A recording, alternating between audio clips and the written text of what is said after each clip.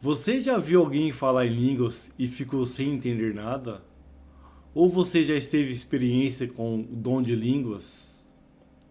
Seja na igreja, seja em casa, seja orando? Você já teve essa experiência? O dom de línguas ainda é para os dias de hoje? Ou o dom de línguas ficou lá no passado com a igreja primitiva? A primeira vez que aparece o dom de línguas na Bíblia é em Atos capítulo 2, aonde os discípulos falaram em línguas. Paulo diz em Coríntios 12 e 14 que o dom de línguas deve ser usado para a edificação e não para espetáculo. Vamos ouvir o pastor Marcelo falar sobre o dom de línguas e no final eu quero que você deixe a sua opinião. O dom de língua é espiritual ou o dom de línguas são idiomas? O seguinte, que não pode ser idiomas, porque Paulo, ele é claro quando ele diz, porque quem fala em outra língua não fala a homens. Qualquer idioma falado é para a linguagem humana. Paulo não está falando para anjos aqui. Paulo não está dizendo de uma linguagem sobrenatural, ele está dizendo, fala a Deus, visto que ninguém entende. Como eu disse, se tiver uma pessoa aqui, eu começar a falar em mandarim, e tiver uma pessoa aqui em mandarim, ela vai entender. E Paulo continua a falar dizendo, e em espírito fala mistérios. O que é mistério na Bíblia? É algo que é incompreensível à lógica humana. E ele continua a dizendo assim, eu quisera que vocês todos falassem outras línguas, muito mais, porém, que profetizais. Paulo está dizendo que os coríntios têm que falar mais idiomas? Oh, meu Deus do céu, isso é uma hermenêutica cambalhota. Porém que profetizeis, porque quem profetiza é superior ao que fala em outras línguas, salvo se as interpretar. Paulo não está proibindo falar em línguas. O que ele está dizendo é assim, ó. A profecia é maior do que o dom de línguas quando não há interpretação. Agora, quando há interpretação, não há nenhum problema. Mais para frente no texto ele vai falar, dou graças a Deus porque falo em outras línguas mais do que todos vós. Será que era idiomas que Paulo está dizendo isso? Ele nos diz assim, ó, verso 12, assim também vós, visto que desejais dons espirituais, 1 Coríntios capítulo 12, procurai, pois, progredir para a edificação da igreja. Pelo que fala em outra língua, deve orar para que possa interpretar. O 15. Que farei, pois? Olha o que Paulo diz.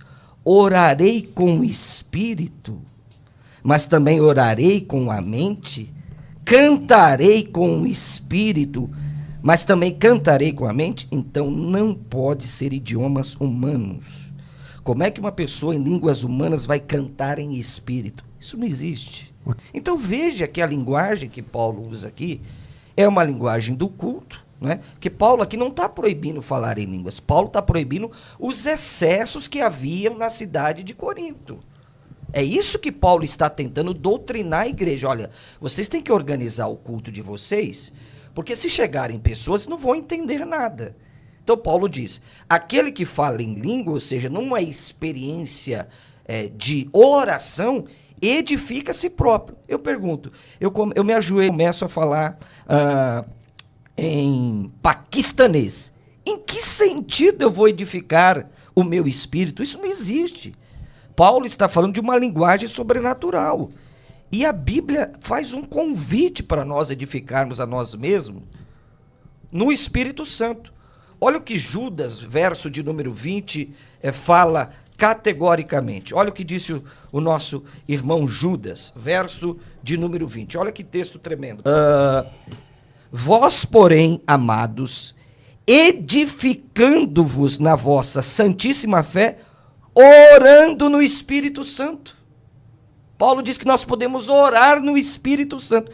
E isso combina claramente aqui com o texto de 1 Coríntios, quando ele diz, orarei com o Espírito e edificarei a si próprio. Então Paulo tem uma perspectiva dupla do dom de línguas. Primeiro, É um dom de edificação espiritual quando falada particularmente. E quando expressa num culto público, ela pode se tornar uma profecia. Ela é uma profecia que vai revelar, segundo Paulo, deixa eu ver se eu acho o texto, quando o incrédulo entra, revelar os mistérios do coração. Deixa eu ver se eu encontro esse texto aqui, de 1 Coríntios capítulo 14, onde Paulo diz que se entrar alguém lá, vai, não é, revelar os segredos do coração. Olha que Paulo diz, 1 Coríntios capítulo 14, verso de número 24 a seguir. Porém, se todos profetizarem e entrar algum incrédulo ou indouto, ele é por todos convencido e por todos julgado. Tornam-se-lhe manifestos os segredos do coração. Verso 23. Se fossem idiomas aqui, línguas estrangeiras, que poderiam ser compreendidos por estrangeiros, por que Paulo falaria mais do que todos os coríntios em particular? A primeira pergunta. A segunda. Onde ninguém entenderia, porque se ele está falando em particular, ninguém ia entender. Em vez de falar à igreja onde os visitantes estrangeiros poderiam entender, não tem nexo. Depois, a segunda. O falante seria culto e não louco. Porque se um falante, se um ouvinte, um incrédulo chega no culto e vê eu, pastor, falando em mandarim, chinês, o que ele tinha a dizer? Pô, esse camarada é muito culto. Esse camarada é um poliglota. Por que diz que é louco? Se eu estou falando mais línguas e são idiomas, essa é a pergunta que eu faço. Não, o visitante ia dizer, camarada, eu vou vir nessa igreja aqui.